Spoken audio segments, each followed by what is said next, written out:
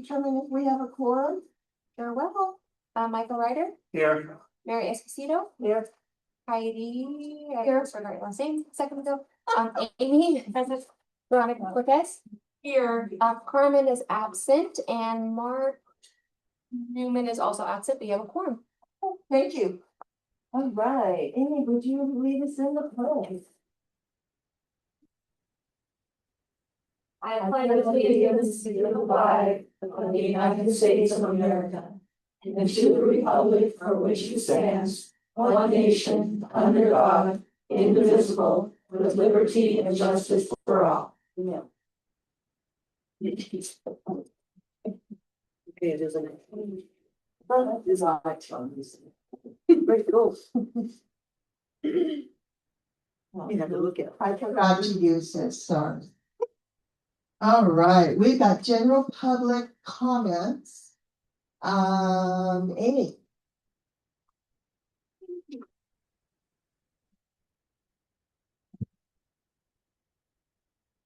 Appreciate it. Thank you. Hi, my name is Amy Cummings, and I'm with the transportation planning firm called Parametrics. And we're doing a study for the RTC, the Regional Transportation Commission. It's called a Neighborhood Network Plan, and it's focused on what RTC can do in partnership with local governments to improve the safety and convenience of walking and bicycling in the neighborhoods. And we're doing one study that's the Sun Valley and Panther Valley areas. We have a flyer here. And there's going to be a public meeting at Hug High School next week on December 9th at 5 o'clock. So we hope that you'll come and join us. And there's also a website. You can find it at rtcwashoe.com. And you can find all the information there. And we'd love for you to go and take our survey and give us your thoughts for your ideas on how walking and bicycling in Sun Valley could be made safer. Thank you so much. When you said? December 9th. That's wonderful. Thank you. 5 to 6:30. Oh, thank you. All right. Mike. Your turn. Hi, I'm Mike Refke. I'm announcing I'll be running for the open seat in the Sun Valley General Improvement District this year. I've had an active address out here in Sun Valley since 1972. Except for during the military stuff, but I still kept the address. I'd like all of your support. Thank you very much. Thank you, Mama. Can you tell what we still be doing this month? Not Santa, no way. Thank you, Mike. Good luck. Carol.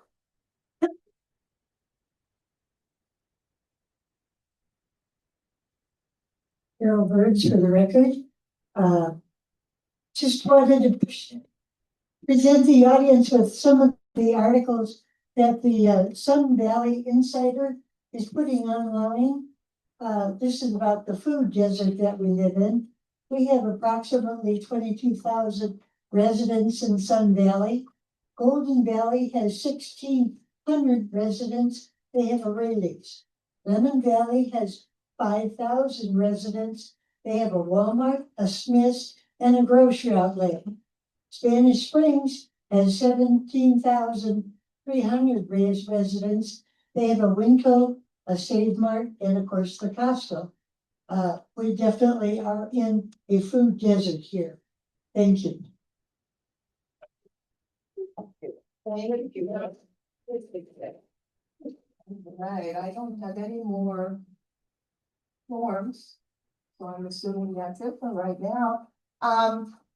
We need to approve the minutes from the November 3rd meeting. Oh, is there a motion? Well, you have to make a motion. I make a motion to approve. I'll second it. It's been moved and seconded that we approve the meeting minutes from November 3rd. All in favor? Aye. That's approved. Thank you. We've got safety updates next, and we have our fire department. You. Can everybody hear me okay? Awesome. For the record, my name is Ryan Whitlock. I'm a battalion chief with Kentucky Meadows Fire. We like to go over a couple calls, give you guys kind of a brief overview of what's happening in the valley every month. fires for November, we've had 4. EMS calls, we've had approximately 165.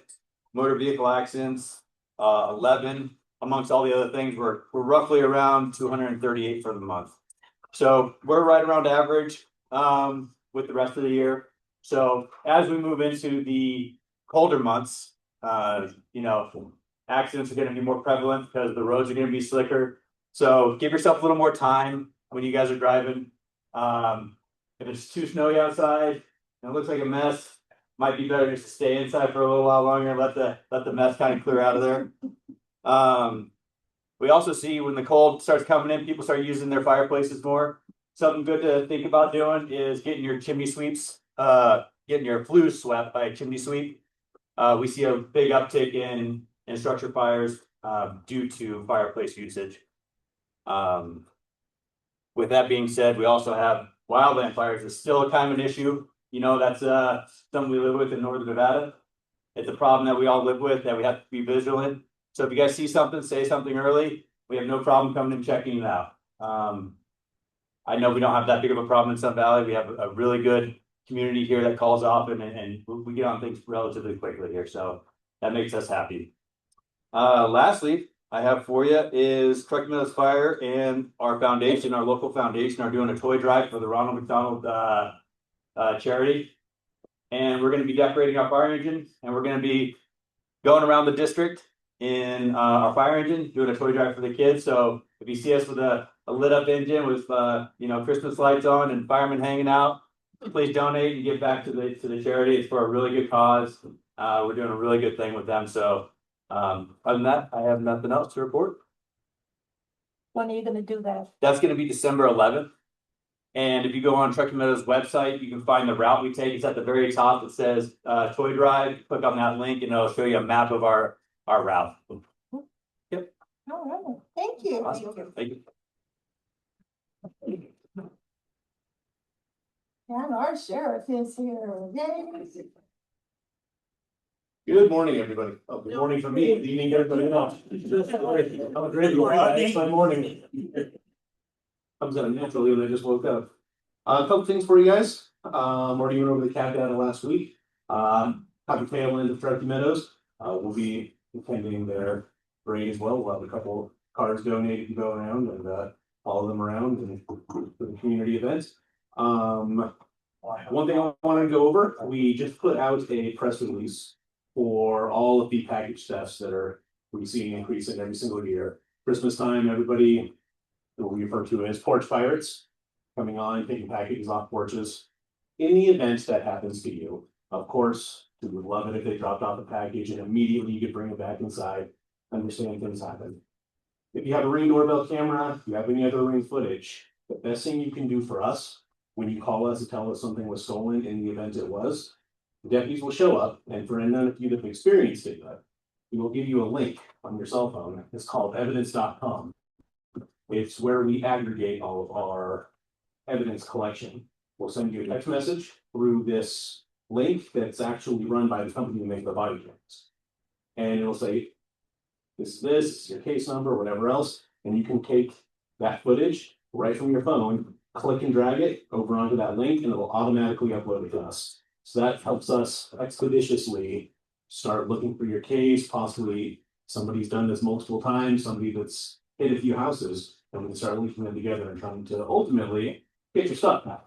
Because of course we want to see them face consequences, but ultimately you want whatever they took back. And often we're able to provide that if we get that evidence in a timely manner. That goes for everything from your porch, you come over, burglary in the area. If you on your cell phone take a video of something that's pertinent to one of our investigations, same thing. We'll use that link, send it to you. It's a very easy way to get that evidence to us so we can start using it. I think that's all the updates I have for you guys this week. Any questions for me? Sir, Mark, come up for the record. Did you say that was on the website or? we will send you the link. Oh, okay. Yeah, so it'll actually be the TV and a text message. Okay. Our deputies all have patrol phones. They're like the smaller iPhones. They'll send you a link, it'll be a text message, click on it, upload it right down. Sure. Well, there was a big thing going on in the valley, up and down Side Hill, I don't know, almost a week ago. Mhm. I saw over 10 cars running through here all at the same time. Friday. Could you update us on that? I have to look at which call it was, because we're having an issue, in the plan. We have a few individuals that are out riding ATVs, quad runners, things of that nature, riding to people's yards and things like that. I believe last Friday would have been, and I'll get back to you if I'm wrong. Well, I think it was a manhunt, because I talked to an officer was- going by. It was probably for them because they fled. So basically it was like a hit and run type of thing, and we were looking for them. They fled on the slots, and all of our units went there and looking for them. So that's an ongoing problem. That's something we're addressing. Hopefully we have a resolution to that. Thank you. You might want to check Chocolate Town Oh, yes, between West Deptford and Fourth Street. yes. Back and forth, back and forth, back and forth, back and forth. Every day. With the quads and those big monster lights. Well, and it's a good segue for a reminder. If you guys have any info on, it doesn't matter what it is, nuisance, quads riding up and down the street, whatever else, you can go to our website, washoesheriff.com, and put in that tip or information or traffic complaint or whatever you would like to tell us. That lands right on the lieutenant's desk.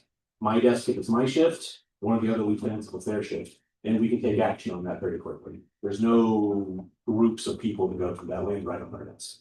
So if you have any information regarding things like that, please let us know. Or you can always dial a non-emergency number and we'll call you. Either way. You might look on East Sixth Avenue between Pearl and Leon. Well, hopefully here, we're moving some units around. Our staffing currently, so you guys know, I think I went over this last week. We're sitting at 525 sworn right now. Those aren't all out on the streets. The detention facility takes up the lion's share of our staffing. It's a very labor intensive facility to run. That's just sworn individuals wearing a badge. For patrol right now, I think on any given night, you're gonna see between 2 and 4 specifically for Sun Valley. And then Lemon Valley, Golden Valley, another out in Red Rock and Cold Springs. And of course, out in what we call Fort View, which is Spanish Springs, so a couple out there as well. So that's, as you're driving around, that's sort of the outlet of our resources. But they live up there. Go ahead. Sure. I've had a couple neighbors ask about a class or something for a neighborhood watch. You just had a CERT Academy run through. Let me find out if we're putting anything on, and if you're here at the next tab, I'll give you an update. Okay, if this, the one guy says, well, I'll go over there and talk to somebody, and I said, no, you don't get involved. You know, if there's a nuisance or something we prioritize our calls, but if you give us a call, that's a taxpayer funded service that we'll offer. Well, he said that he'd go over and try to stop somebody, and I told him, don't get involved, and that's one of the reasons why I ask is. I want him to hear it from you guys, because I know that's part of what you teach in the neighborhood watch classes. Do not get involved, just observe. Even when we're off duty, except for very certain circumstances, we're told to be a good witness.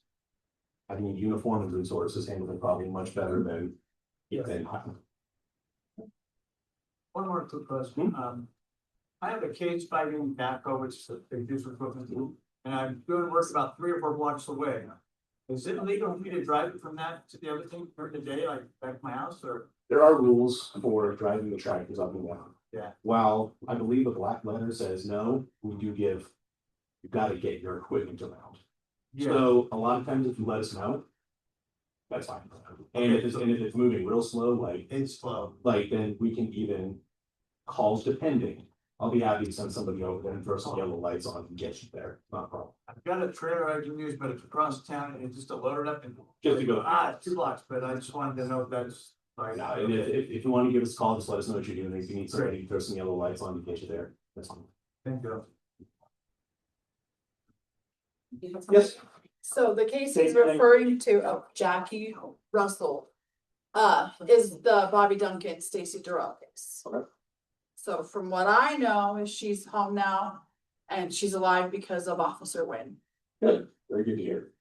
I'll make sure to pass that along to him too. Yes, He trained me many years ago. yeah, she's only alive today because of him.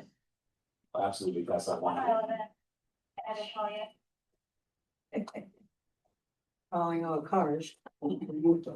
So, For the record, Mark Newman, there is a lot of, new development going on Highland Ranch Road. yes, And the construction companies are driving their double wide, double trailers through the neighborhood and dropping rocks and everything in the street.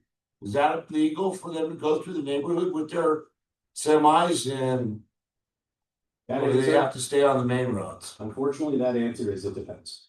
What I would recommend is we have guys that specifically do commercial enforcement. Good. So, oops, sorry, Carol. So we specifically have guys that do commercial enforcement. Wherever they are, if they're hauling, doubles, triples, what have you, there's places they're not allowed. So if you call in to that non-emergency number or through 311, that'll land on my traffic sergeant's desk. He'll send a motorcycle out there and they'll go look at it. And if they're not allowed to be there, we'll let them know. Because there's certain streets that those extremely large vehicles should not be. We have that same issue down south where UPS was doing the same thing. Fortunately, we got to take care of it. So let us know where they're at and we'll send the motorcycle out and we'll see if it's okay or not. Okay, maybe not. Maybe, Bob, give me a chance. Hi, Veronica Cortez, part of the board. I got pulled over. I didn't get a ticket, got stickers, thank you. But they let us know that the deputies are coming, they're working first the detention and then they're being put as on the road. Because he saw me and he's like, hey, you were speeding down that road that I don't know the name of yet. And I was like, that's probably why I got off. So can you explain that to me a little more, how you guys are working to expand your program within your program? If you guys watch a number of the police TV shows online, you'll see a lot of agencies do stuff differently. So we're a little different than some of the ones in Arizona, and we're a little different in Las Vegas. So what we do, our academy, every single deputy, whether they work in the detention facility or they work out on patrol, is category 1 certified. That's a certification through the state, that's the police officer certification, that's the highest level of certification that allows you to have police powers out in public. And that's granted by the post administration. A lot of times you'll see a deputy working in, let's say Arizona, that's a good example, where they're a category 3, they can only work in detention. So for us, training everybody up front gives us the ability to give detention deputies an opportunity to transfer out to patrol once their seniority comes up. So the way our pipeline goes up at Washoe County is you start in detention, you learn that job. You learn how to do that, you go to various trainings, all your stuff. And when your time comes up with seniority, you have the option going out to the road. So you've already been through an academy, you've been through a field training program in detention, now it kind of restarts. Go through a patrol refresher. We put them through, I think we're up to 4 weeks now, just to remember what you learned in the academy back when, just so we refresh constitutional law, Nevada law, NRS, and our tactics and so public. And a variety of other topics that don't apply to the jail that apply out in the real world. So once they do that, they go to a FTO, they start a brand new FTO program. They get 2 weeks of observation where they just sit in a patrol car with the deputy that's certified and watch what they do. And sometimes you'll see them driving around doing a whole lot of nothing, just observing. That's what they're doing. They're just observing. Then they start a program where they do 4 weeks on their first phase, 4 on their second, 4 on their third, and their 2 last ones, the training officers observing that. And then once they're done with that, they pass, and they get their certification to get on patrol by themselves. So it's been an extensive program at the end of every phase. So they talk with lieutenants, sergeants, make sure that they're ready to move on, make sure they learned what they needed to, and make sure that they're going to be an effective resource for the community once they're out on their own. So it's a process, but that's how we get guys out on the road. So if you see a deputy that doesn't know The first thing about Sun Valley, that's probably. He pulled me over in my buy right pizza car. He wanted my phone number. I'm like, it's on the car. Yeah. What's your name? It's on the car. I said, how do you not know this? He's like, it's my first day out of detention. And I was like, that's why we got stickers. It was great. But he was with like the veteran guy, big buff guy. So He can tell you all about it. Yes. He played his Queen Brand before. well, thank you for your service. Yeah, it's good to know that we have new people coming out here too because Yes, there you go. yes, absolutely. Any other questions for me? Great. Thank you.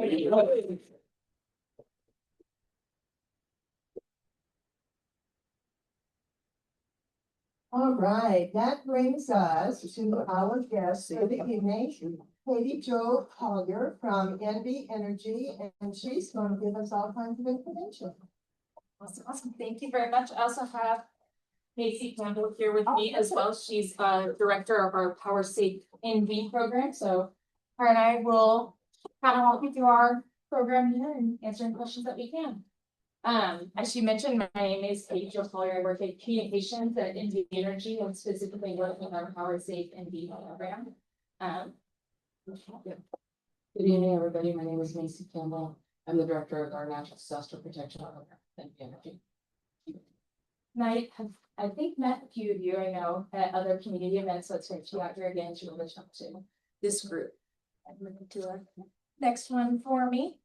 So this slide really quick just kind of shows a good graphic here. This is from the United States Forest Service, just displaying the wildfire risk in Sun Valley.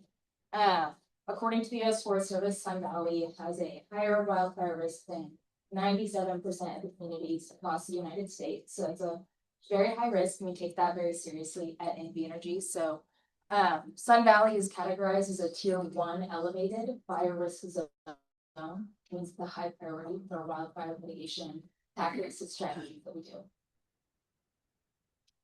So you'll hear us talk about the Natural Disaster Protection Plan, Power Safe NV. It's the same name, or different names for the same program. This program's been around since 2019. It was started in response to Nevada's Senate Bill 329, which requires us to have a wildfire mitigation plan, natural disaster protection plan in place.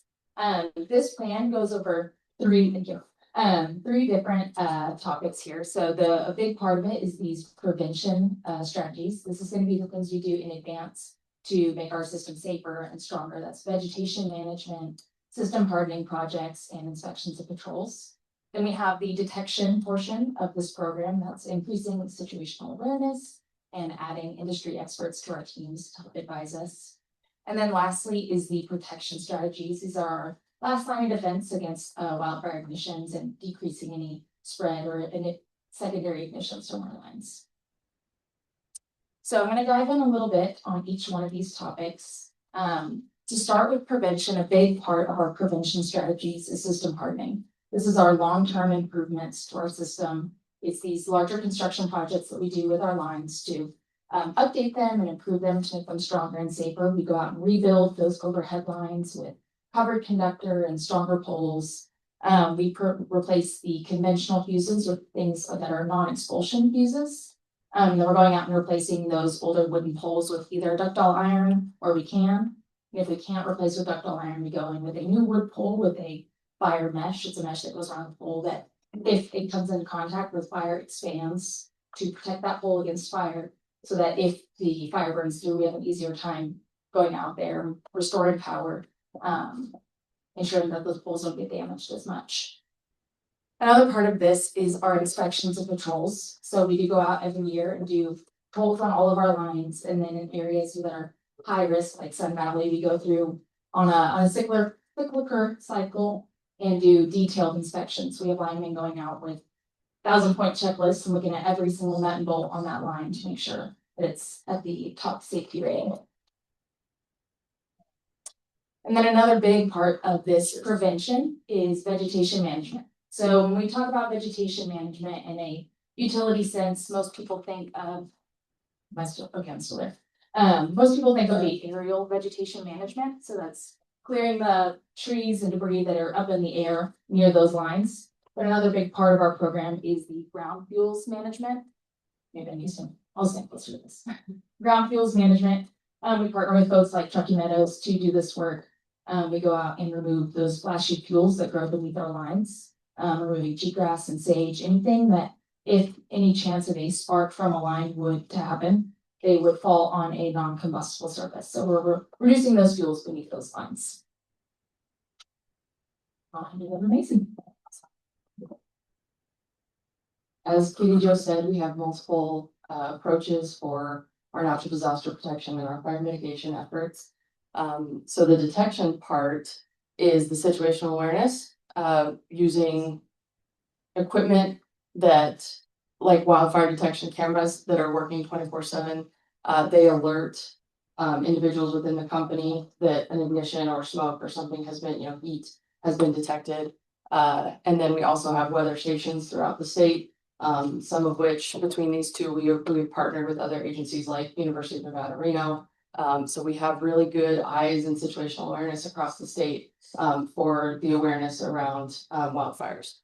And then within our team, we have these industry experts. We have meteorologists with expertise in fire weather and behavior. And then when a storm or a windstorm or conditions are right, they're monitoring essentially 24/7 for our system awareness so that we can understand what the impacts are going to be for our system if we're going to need to take an outage proactively or if we're going to need to be keeping our eye on the system as a whole. We also have two emergency managers that are dedicated to handling all types of emergency events that NV Energy may encounter. So anything besides wildfires, floods, earthquakes, different things of that nature. These two individuals, we have one in Reno and one in Las Vegas, are tied in very closely with the state emergency management staff, different counties, different areas, different cities. And so anytime something is going on, we get alerted usually through that network, up to and including things like mutual assistance. Should we have a storm that exceeds our capacities within our company, we can go out to this network of mutual assistance utilities and operators and ask for help to come assist us. And then we also have 4 wildfire mitigation specialists, all with wildfire backgrounds, various entities and agencies throughout this area. And so when it comes time for us handling wildfires and our infrastructure being impacted by wildfires, and we have that expertise on board to help us make certain decisions and be in coordination with like Truckee Meadows and other fire agencies in our area so that we're collaborating and cooperating so that when power gets de-energized, the communications are happening so that we can make the best and safest call for all included. So the fire season settings, we use this sensitive equipment settings during high fire risk to reduce ignitions. The lines de-energize in a fraction of a second if a fault is detected. Debris, vegetation, animals, you name it, whatever it can happen, will trip the lines and it'll open and de-energize. When that occurs, we must patrol those lines because as you can imagine, if a tree or vegetation were to have fallen into a line, if we just go ahead and re-energize that ignition source. So we do have a policy in place that our field crews must patrol those lines prior to re-energization so that they can investigate and see what the cause of it, see if they can determine the cause of the fault. It can increase outages during times of high fire risk because of that.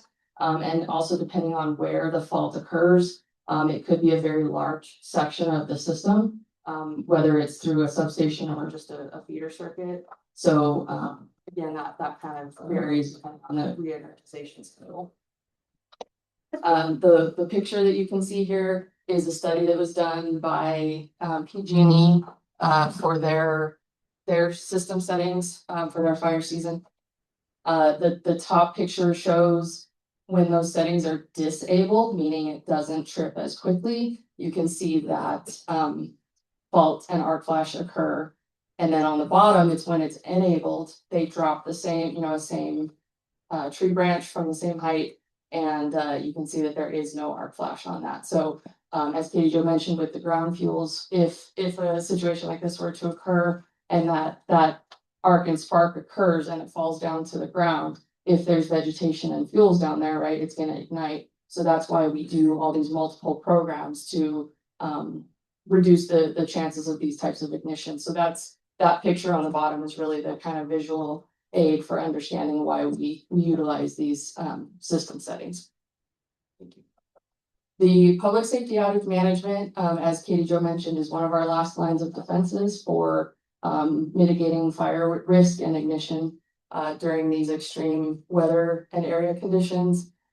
We will de-energize power lines during these times if the weather and other criteria are there. It is not solely based on winds. It's things like fuel, moisture,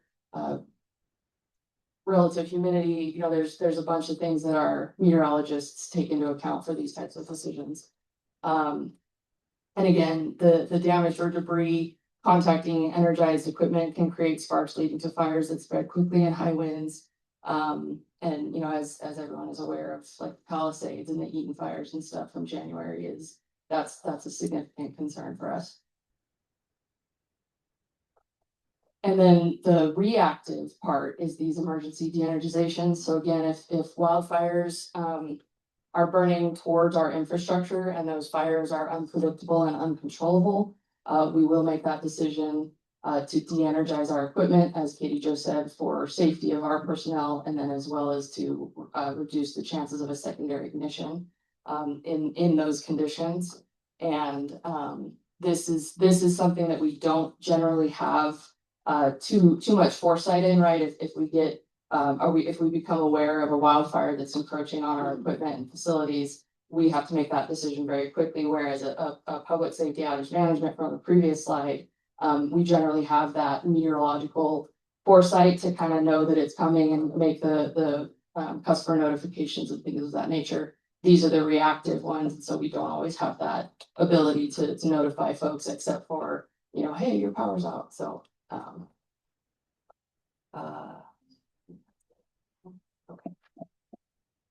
So we've talked a lot about the energization strategies that we have, those fire season settings, those PSOM or public safety outage management, and then the emergency de-energizations, which are all strategies that we really believe are in and reduce that risk of wildfire, but they also can lead to increased outages, especially during that time of heightened wildfire risk. So we want to make sure that we can contact you and make sure that you're prepared for these types of outages. So the first thing I always want to recommend is if you aren't already signed up for notifications at NV Energy's My Account, please go in and make sure that you are signed up and all of your preferences are how you'd like them. If you want to get it via email or text or phone call, whatever you would like to be notified by, just go in there and select your preferences. Make sure that your contact information is up to date. I know I've spoken to people who've been NV Energy customers for decades now, and they signed up with their landline when they first became a customer, and that landline is no longer in use. So just make sure you go in and you have all the right contact information. The second thing I want to mention is our Green Cross program. So this is for folks who have durable medical equipment, any sort of electronically dependent medical devices. This is a program that we have that allows us to contact you in advance of any planned outages. It lets us know where you are in the event of an unplanned outage, so we can contact you, make sure that you're okay. If you need anything, we'll be sure to reach out to you, and if we can prioritize restoration, we will. So I have flyers for that with me. So if you need any of those, I'd be more than happy to hand those out. If you have friends, neighbors, family members who have those devices and need to be enrolled in that, please let me know. I'd be happy to help you. And I think that's all that we have. So we can answer questions here. And then I also have our email and phone number as well. If you think about it later on and have some other questions, I know it's kind of a lot of information talking about all the wildfire things that we do. So please email us as well. So, questions? Yes, sir. Guess I'm the only one. Mark Newman for the record. I called 311. They transferred me over to the fire department. Fire department said it's not their deal. Tried to get a hold of NV Energy. And I got bounced with the computer system. And finally I did get a hold of somebody and says, there's a lot of trees growing in the power lines in Sun Valley. And they says, can you name the streets? And I says, oh, why don't you follow the power lines in the valley and you'll see it's on every street. Oh, well, we can't do that, sir. Click. Great. So now we've got all these trees growing in the power lines and they short circuit and there's no cleaning of the ditches. So it's an instant fire. and you just go. Thank you. Sorry about that. We will be out here patrolling. I know our veg teams will be out here soon. I know we have some things planned. I don't know if they'll be done before the end of the year, but I believe we have some scheduled for next year to come out here and start doing some patrols for those hazardous trees. That's yeah. So we'll be out here. I don't know what it's talking about. I called NB Energy. They were out within 2 days with somebody to look at my trees and they ended up within a week. So they definitely are. You did better than me.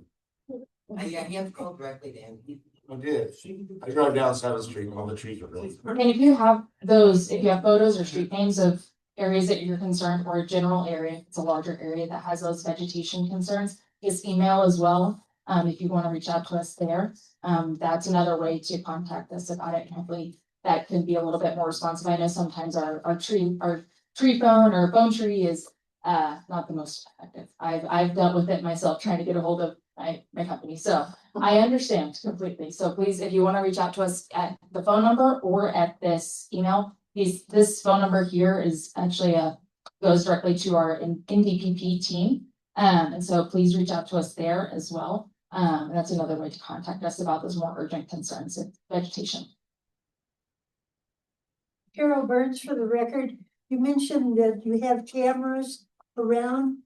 Are they monitored 24 hours? Yes, so those cameras have a AI detection built into them. So they are monitoring for those fire starts or smoke 24 hours a day. They notify us, they notify first responders. And those cameras are also publicly available. You won't be able to get those alerts, but you can view the camera feeds if you're curious. If you go to alertwildfire.live, you can see all of the cameras that are within our network. So it's really interesting actually to be able to see all the different camera views and things like that. See what's around your area. How many cameras are in Sun Valley? That is a good question. And I don't know the number off the top of my head. I'd have to get back to you on that one. I know we're planning to install 53 more by the end of 2026, not in Sun Valley in particular, but across the service territory. I'm trying to think off the top of my head the number we have now. I can't recall. I believe we have a few that have view sheds in Sun Valley. Could you find out and let them know? Yeah, absolutely. Absolutely will. Hi, Katie Jo, thank you. Heidi for the record. Whenever we have fires and emergencies, we always see on TV that such and such an area has had their power turned off as a preventative. Since we are such a big fire risk out here, have you ever done it out here? We have had some emergency de-energizations that have impacted some portions of Sun Valley. This past year, I think it was fairly small, but I believe we've done one in the area. As for the public safety outage management, the PSOMs, those proactive de-energizations, we have not done one of those in Sun Valley before. So we've only done those reactive ones when there's been a brush fire or wildfire in the area. Thank you. The cleanup you guys are doing is awesome. Because in July 4th weekend, 1999, we had big winds here. And a piece of equipment fell off a power pole into brush underneath and caused my daughter's house to burn down. Yeah, big hate. But what I'm saying is, if that brush wasn't there, it would have fallen on dirt and it would have been a different outcome. And they lost everything. Mary, what's your name for the record? Pardon? What's your name for the record? Oh, Mary Esposito. They know that. Anyway, Cortez. I got another. Oh, sorry, you're not done. Go ahead. No, I just one more question. Why does the power, I live in Juniper Heights, the top of First Avenue. It will go off for a split second, just enough to turn off all the clocks in the house. About 2 weeks ago, it did that in the middle of the night, turned off my alarm clock, and I was late for an appointment. I was not happy. What causes that? So the outages of that nature can be anything from wind slapping lines together, causing a momentary outage. If a branch falls and hits the line and then falls to the ground, if a bird unfortunately, right, has a contact with their wings and dies. So it's out of your control. Correct, Okay. yes, yes. There are instances where we have equipment failure for sure, but what I would say is those momentary outages is actually the system doing its job. Because the fact that it can come back on means that the system was either able to isolate where the fault was and de-energize just that local area, or it was a momentary outage that is not having longer effects, and then we can the system essentially re-energizes automatically. Oh, okay. Okay, me, Veronica Cortez. I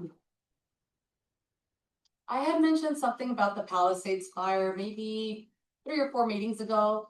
And I was told I was crazy. It could never happen here, right?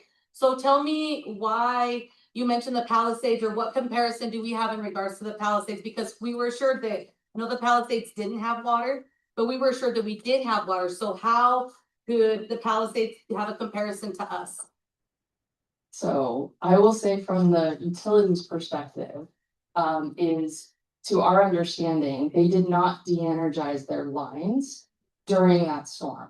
So there's videos online, of course, of the lines hitting together, right? Like I mentioned, the line slap, in the wind that was causing those arcs and sparks. And the vegetation and the fuels that we've talked about before were there. And so that ignition occurred, and then those winds just so crazy, right? That urban conflagration happened, and it just, right, so, and I would, obviously we still have some Truckee Meadows representatives here. I don't know The first one. if he has anything to add there. We're good. I just had this, you said Palisades, and I was like, hold up. Because So- we have properties that go up to BLM line, which would be, again, the forest coming into, so I see a lot of comparisons, and that's why to me, this is important. It looks like I'm not paying attention. But when you said Palisades, I was like, oh, I'm definitely 100% on. If you don't know what the Palisades fires are, they were life-changing. Yeah. So thank you for, bringing it up again. It's very important. We know about these fires. Well, and instances like that are our lesson, there's lessons Yeah. learned there that we Yeah. absolutely take from that. We have members across the company that go to different conferences and hear about, right, these lessons learned and things like that. So we take it very seriously. As indicated, we have all these programs to attempt to reduce that risk as much as we possibly can in these high fire risk areas for those reasons. Like we see the possibilities there, and we're doing what we can to reduce that risk. Thank you so much. Like Judy Jensen for the record. Are you able to speak about the 15-minute billing thing that I'm hearing about? Not very much. We stay on the fire side of the house as much as possible, which I'm, but I'm happy about right now. yep, it's, a lot of information is on the website. I know I can try and get in contact with, I can send over some information that we have afterwards to be able to follow up with you, but I do not have much information to share. I'm not the expert there, so I don't want to misspeak on it. Yeah. I'm just not understanding it. To me, it makes it sound like if I do my wash and my dishwasher and my shower, all between 8 and 8:15 in the morning, I'm gonna have to pay the highest price for my whole day. Unless I just do one at 8, one at 8:30, and one at 9. So it doesn't make sense to me. So I can speak on that a little. So the 15-minute billing, the 15-minute netting is something that is strictly for solar customers. That does not have anything to do with your appliance usage. That is one side of a new billing policy. And then there's the demand charge, which is what you're kind of talking about with the appliance usage. And that is only in effect in Southern Nevada. So that would not impact Northern Nevada customers. Okay. So the 15-minute netting is something that if you're a top solar customer, that's something you should be aware of and look into. But the demand charge is something that is strictly for Southern Nevada customers at this time. Okay. So if that helps a little, That's that's for them, but okay. Yeah. Thank you. You're welcome. All right. Katie Jo Macy, thank you.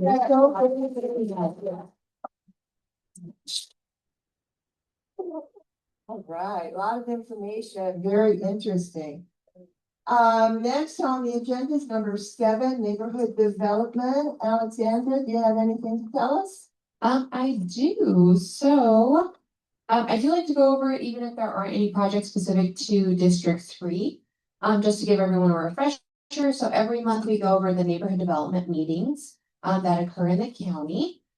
So how to get to this page, since I've been to this page many times, so it's bookmarked for me. On our washoecounty.gov website, once it loads here.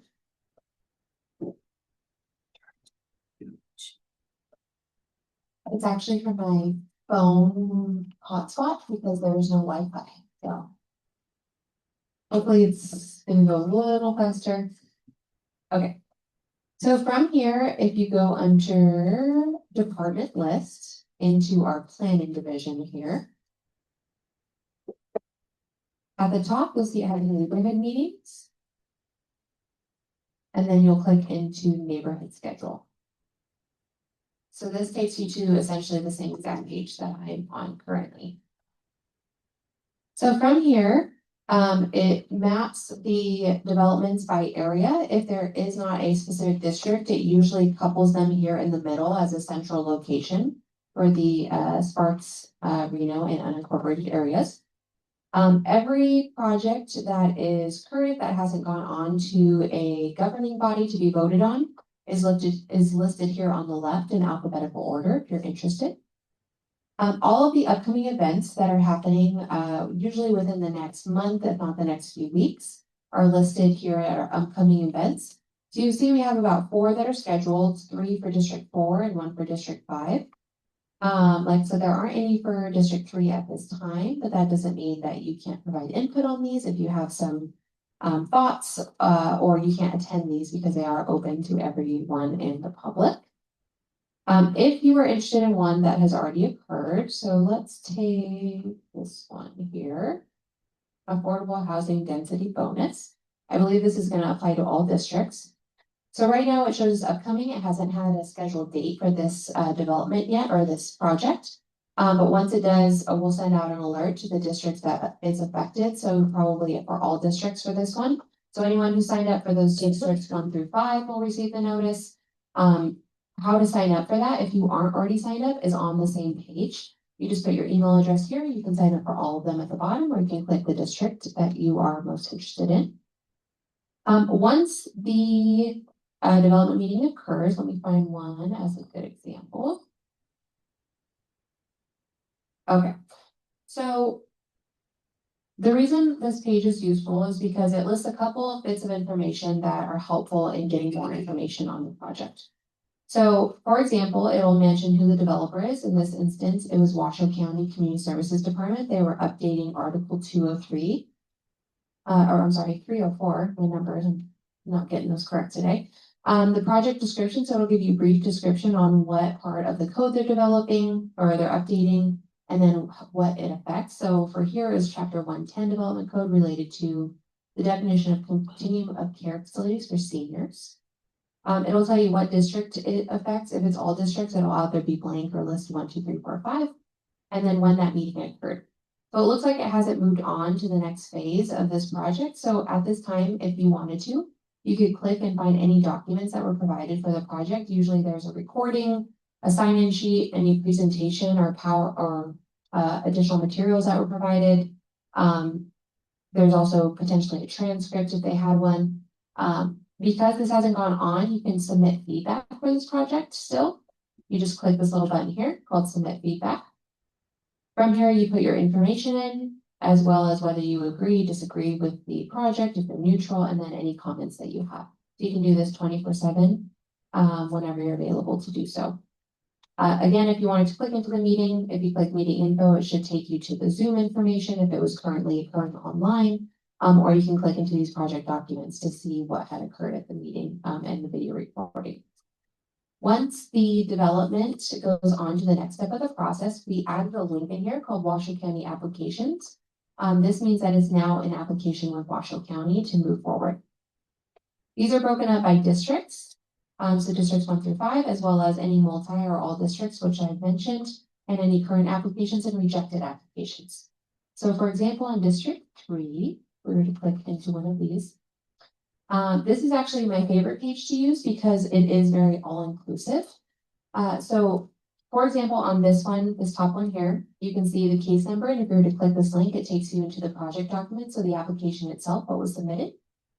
It lets you know what the planner or who the planner is that is assigned to that project with their contact information if you have technical questions. Unfortunately, I can walk you through the process, but I can't answer those technical questions because I'm not an expert.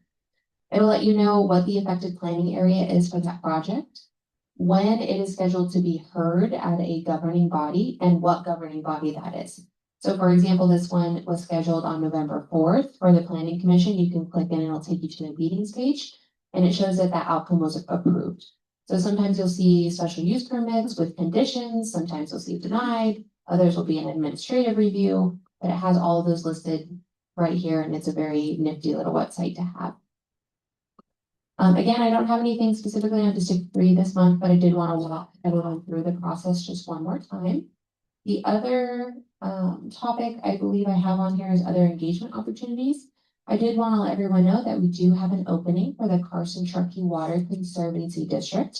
You do not need to be in a specific district to apply to this board. So what happens is we need to nominate at least 2 candidates to the Nevada State Governor, who then appoints that person to this board.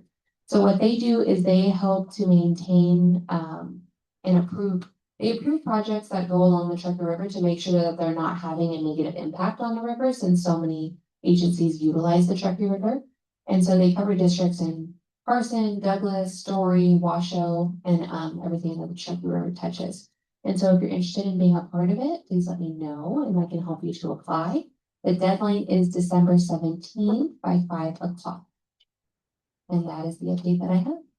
All right. Thank you a lot for the information. All right, we're down to number 8, board member and commissioner announcements. I think we'll start with Commissioner Percy.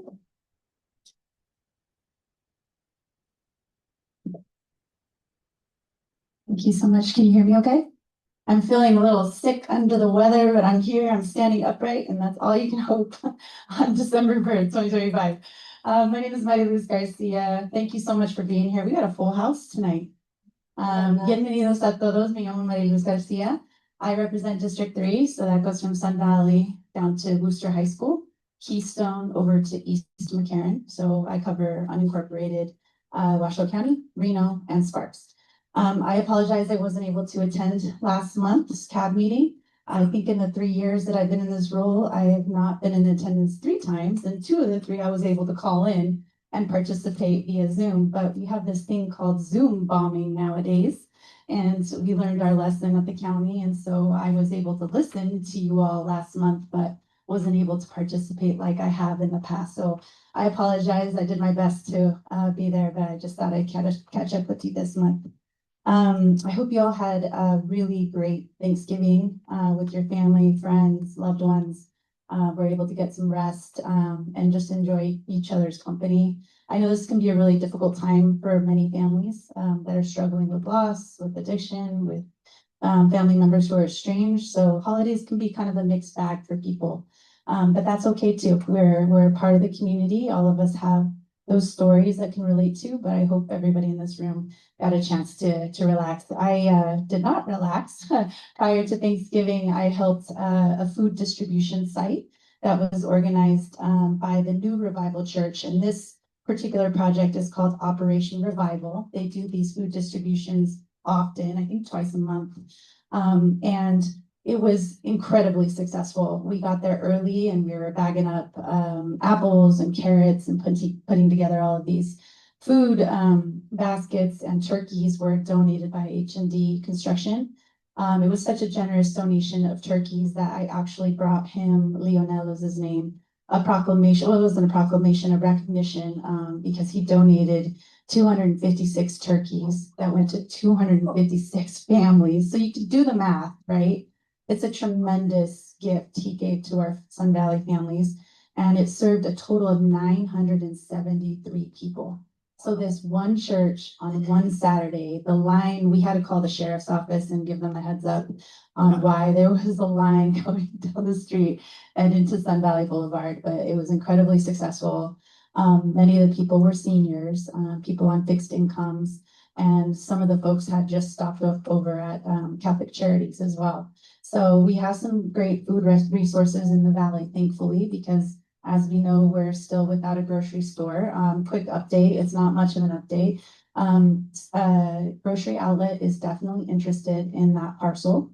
But they are in negotiations with the property owner who lives in Southern California. So I have not heard what their plan is, what they're proposing, and how those negotiations are going, but he did come out and check it out and he saw a tremendous need. He knows that we need a grocery store, and I keep telling him how much folks out here are requesting them specifically. So we'll see what happens. The lease for Scolari's goes until the end of this year. So we are just kind of in a holding pattern. So all the signs for auctions and this and that and the other, there's no news right now. They're just auctioning off their equipment and fixtures and trailers, things of that sort. The building will basically just be an envelope of the building right now. So that's the update on Scolari's. As you know, I've been dealing with several squatting situations. So these particular squatting situations are places in the valley where the owner of the property is deceased, or the LLC doesn't exist. And so some of these squatting situations are happening in the roadway.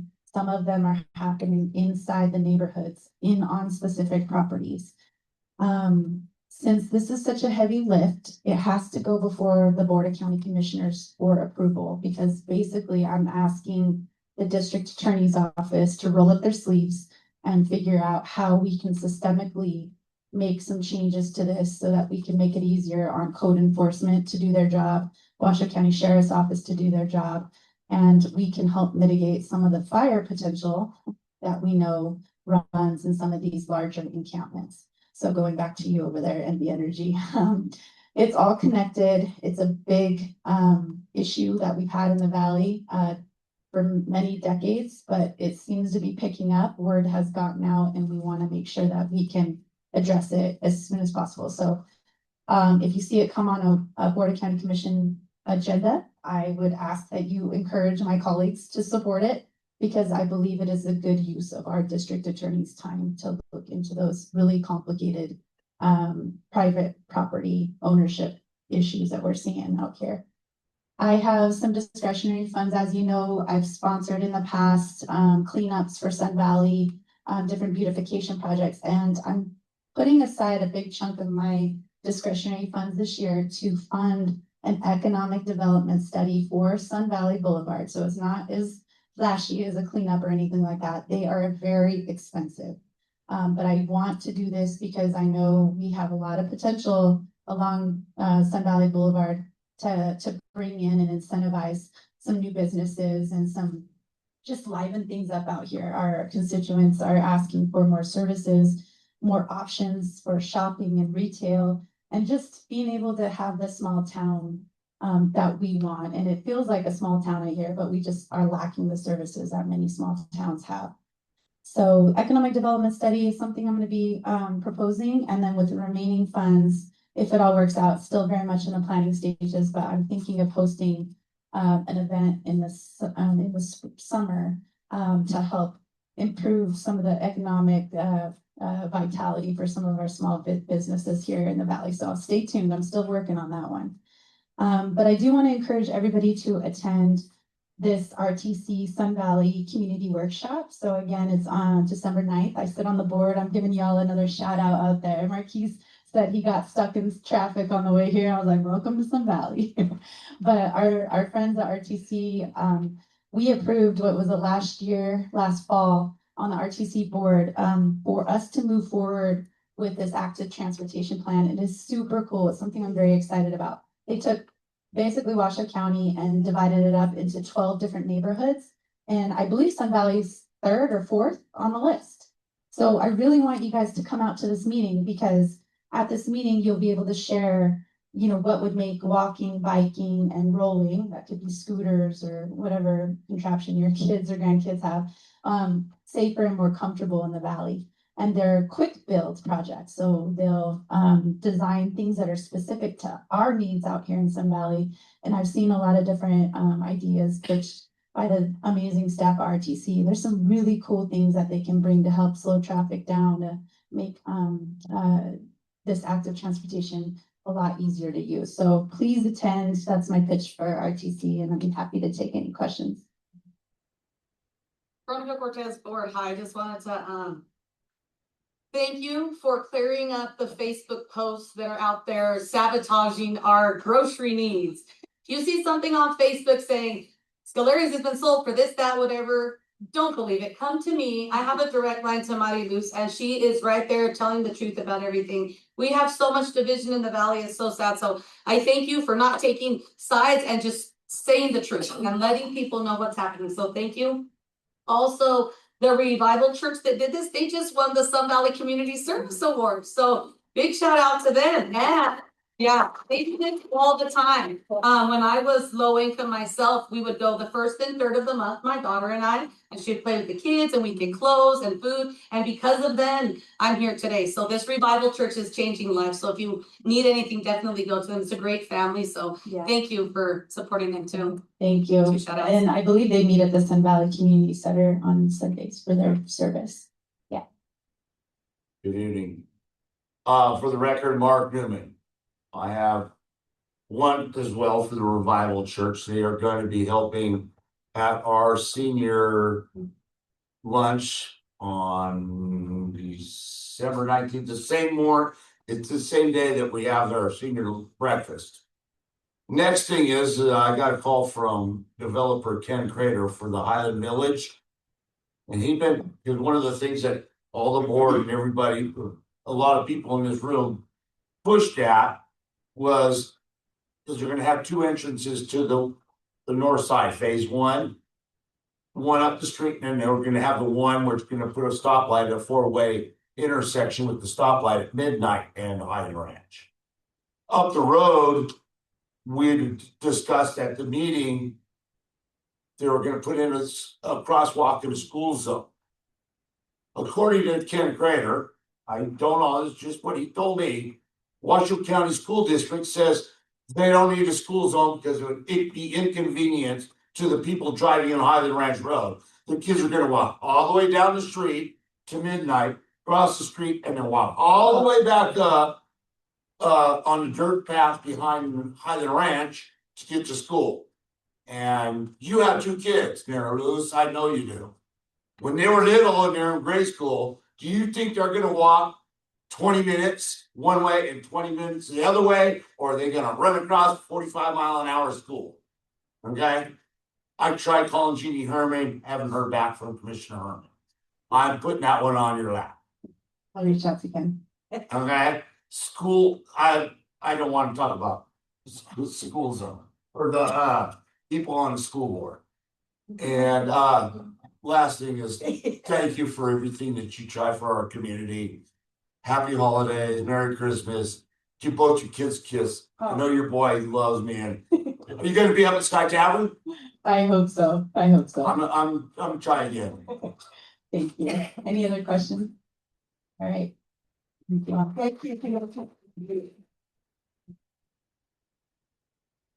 All right, we also have comments, if any, from the board. I wanted to say something if I can. Hang on. Oh, sorry. From the board, and at the very end, I have things to say as well. Veronica, go ahead. Oh, Veronica Cortez, I wanted to give a thank you to everybody who participated in the craft fair. It was great. I got this from Carol Burns for $5, so I wore it. I also got this little teacup necklace because everybody knows I love tea. So, thank you so much to our seniors who put this together. I went to every booth and bought one thing, so it's a great thing. I think maybe we should do more than one a year. And I have talked to 90% of the residents on Leon between 8th and 9th, and they want a traffic calming. So I'm gonna help them get a traffic calming on Leon between 8th and 9th. And I think that's it. Thank you. Amy? Mike? Yes, I do. I have a couple things. Being that it's been so long, a little report on the Veterans Breakfast. It was a very, okay, Michael Ryder. Is it on? Yeah. Okay.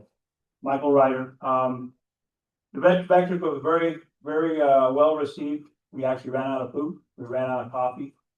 That's how well it was attended. We're adding more for next year, because of that, food and coffee. I met veterans I hadn't seen ever, which was good because over the last 2 years, we've lost a few of our veterans from the World War II era. So it was good to see some new vets out.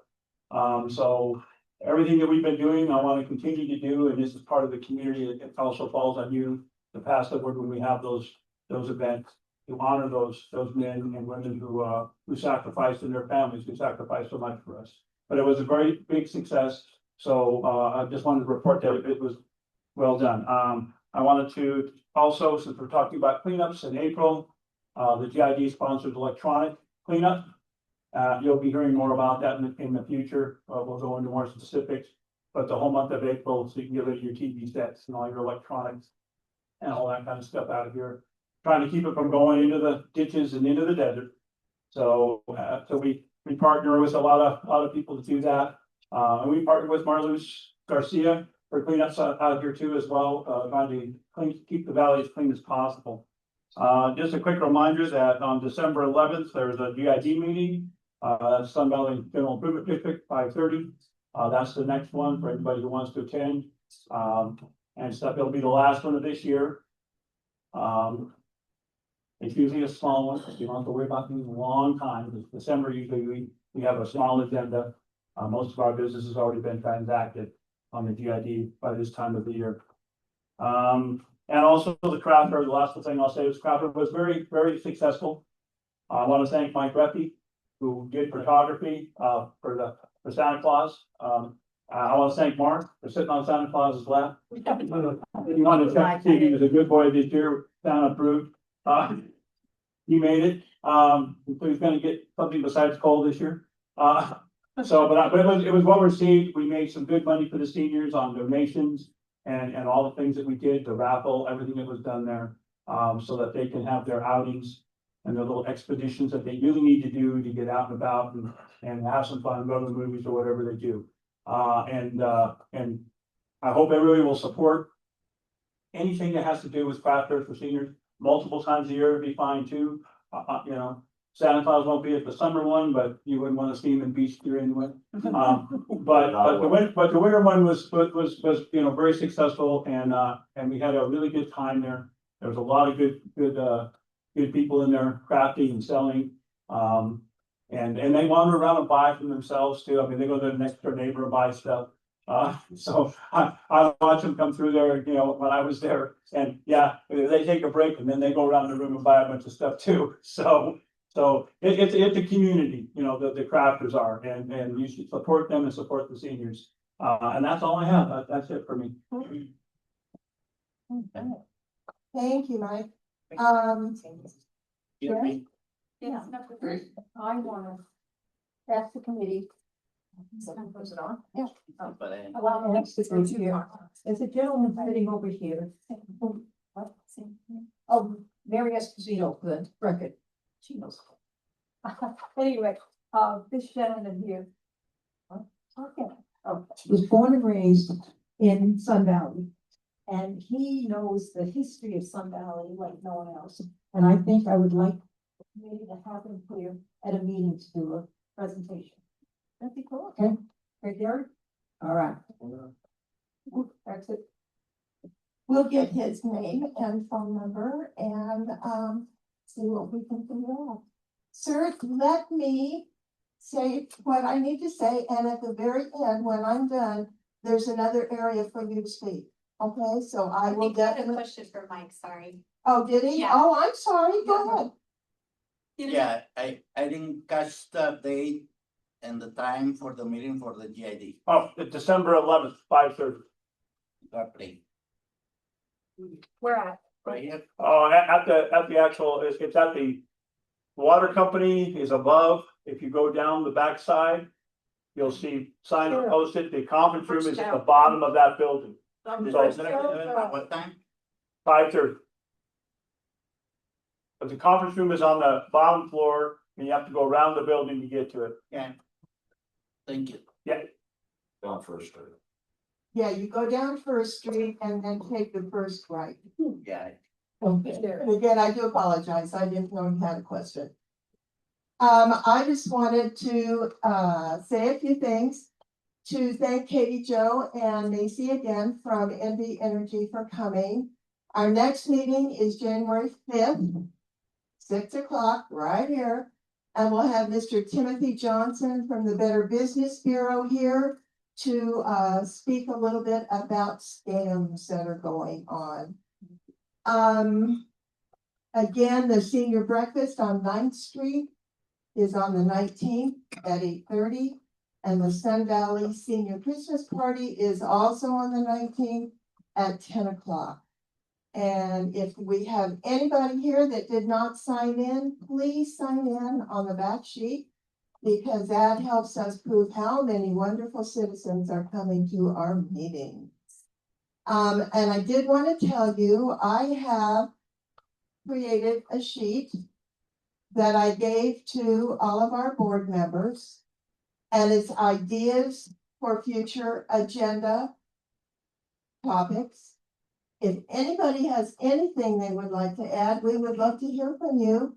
On the back table, there is a sheet in green. Just write down what it is, give it to me, I'll add it to the sheet. And next meeting, January 5th, the board will go through everything. Vote, yeah, we like that one, no, that one's silly, yeah, we like that one, da da da da da.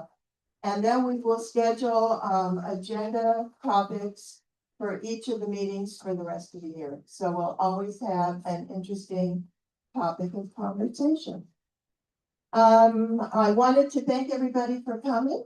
It's so nice. We have a lot of people here tonight, and we have a lot of new faces. It is so nice to see everybody. So thank you all for coming. I hope you had a nice Thanksgiving and Merry Christmas to everybody. That's all I got. All right, then we are on to general public comments again, and Veronica would like to say something. Thank you. All right, Veronica Cortez, off the board. I want to remind everybody I'm going to be running for Washoe County Commissioner, District 5, which is the northern part of Sun Valley, all the way to the California-Oregon border. So I do have in my little schedule here to visit HOAs and cabs and all that good stuff. Between the last meeting and this one, I went to the Planning Commission meeting on the 4th of November. And it was sad because we have so many people that want what we want, but nobody showed up. We had 3 public comments saying no, plus our 2 representatives that are on the board in District 3 and District 5 said no, but we had the retired guy from 85 that said, nope, let's put it through. It was sad. Cold Springs. He's from Cold Springs? North. I don't know where he's from. I gotta find out. Anyway, so I have his email, Ron, whatever his name is. Pearson. We really need to get some people in there who are gonna be representing us adequately and fairly, putting the traffic surveys in the right places. We have people that don't even have any idea about what's going on here, and they're trying to represent us. So let's make this new change. Vote local. I was born in St. Mary's, went to Virginia Palmer when it was desert. I learned desert survival out there. I know everybody in the community. Why? Because I've made an active and an effort, a conscious effort to be known in the community. So if people have a problem, they can come to me. My number is well known throughout the community. I fight for our kids. I fight for our seniors, and I will fight for our community. So remember me, District 5 County Commissioner. You're allowed to vote for me. And thank you, Carol Burns. And Carol Burns and I had a great talk about a toll street, right? A toll, what's that called? I don't even know. Oh, yeah, we're gonna have a toll road. We're gonna have a toll road. So if you don't live in Sun Valley, you pay $1 to come through. And there we go. All right? It's California, but District 5, Veronica Cortez. I love it. That's hysterical. Commissioner Garcia, would you like to add something? I would like to do public comment. Yes, please.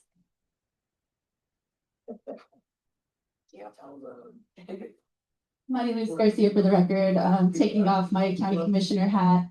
I just wanted to address something. I told you guys I was able to tune into the meeting last month and listen, and there was some information that was presented that was not accurate. 'Tis the season. We have a lot of people who are going to be running for elections next year, and thank you to anybody who has the courage to put their name on a ballot. It's a very difficult thing, as many of you in this room know. firsthand. But with this comes a lot of potential for misinformation or just flat out inaccuracies. So I just wanted to clarify something that was put on the record by my opponent at the last meeting, saying something to the effect about the developers in North Valleys or development in North Valleys, and that Maria Luz Garcia set the stage to overturn it and let the developers and engineers overturn the planning commission. I was sitting there scratching my head, trying to figure out what this was in reference to. No idea. I caught county staff in the garage, asked them what it may have been in reference to. They didn't know. I asked a fellow county commissioner what this was in reference to. She didn't know. So I just want you guys to know, you can come to me and ask me directly anything. You all know I'm available 24/7. I will come to your house. I will meet you anywhere, at a restaurant, coffee shop to talk. I was even talking to Miss Heidi Soper over there. My radiator blew up in my car one night. So I am accessible. My number is 444-0628. I have always picked up your phone calls. I have always responded to your emails. I've always responded to threads on social media. I am here for you. Again, my number is 444-0628. Thank you for writing that down. And I have cards in the back. I know some of you keep that card, and whenever you have a question or concern, please call me. Don't hesitate. I love hearing from you all. I love addressing your concerns, and just know that if something doesn't sound right, like, oh, I don't know if she would do that, come talk to me. I would rather have the opportunity to clarify and tell you what actually happened, rather than me have to fight the misinformation. This is very common. I don't get sensitive about it. It's part of politics these days. I am running for re-election, so that's why I wanted to come do public comment. We filed for candidacy in March. I hope to serve 3 full terms as a county commissioner. I don't want to go. I want to stay here and represent my community. I love this role. I love this job. I love serving the people. I feel like my track record has spoken for itself. And I'm happy to go toe-to-toe with anybody who wants to run for my seat in a civil, respectful, and honest way. So please call me if you ever have any questions, concerns. Thank you.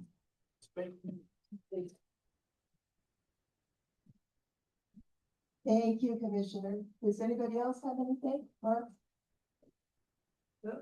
For the record, Mark Newman, I serve on the Sun Valley General Improvement District. I'll be up for re-election next year. I'm running again for my 2nd term. As Commissioner Garcia knows, I ran for state senate, got my butt kicked by somebody who got a lot more money. To elaborate on one thing, at the Planning Commission, November 4th, Carol, Veronica were there with me. The gentleman, Ron or Rob, Rob, yeah. and he lives out in Cold Springs. Is that where it is? I thought he said he lived out in North Valley. He said it takes 45 minutes from Cold Springs to the freeway. Right, but he can come through when there's a wreck on 395, he can get off and come through Sun Valley Boulevard in the middle of the rush hour traffic, and from 7th Street to the freeway takes him 7 minutes. That's what he said. Sun Valley doesn't have a traffic problem at all. So he pushed the board, putting in more apartments. I don't know what the county commissioners did with that, but that's up to them. The other thing is Hobie's Casino donated 60 turkeys to our seniors at the senior center. So everybody say thank you to Hobie's on your way out the door. Now, our crafts fair at the senior center is done by Cindy. Unfortunately, I don't see Cindy in the room tonight. But all that money, and was over $1,000, Mike and Mike were both there. Santa Claus and Santa Claus elves taking pictures. I sat on Santa Claus's lap. Got the picture. Prove it. We raised $1,000. What that money goes for, and they just hired a new person, I believe. Ron is coming back from the seniors. He was part-time, wanted a full-time position. full-time positions open. I heard he might be coming back. Don't know for sure or not, but the money raised takes them to the movies. One of the trips they wanna do is go down to Carson City, hop on a train, go up, take the train to Virginia City, roam around Virginia City. That's what the money that was raised from the craft fair goes to. Cindy goes all out on these things. It's all of her effort. Okay, I just do the pushing here and there. It's just like we're doing a present drive for all of our seniors here in the valley. Am I out of town? Yes, great idea, Mark. We're trying, we just try, we just try. Thank you, Mark. Love it. All right, well, it looks to me like we're at number 10, which is adjournment. Do I have a motion? I'm going to adjourn. We are voting and we are adjourned.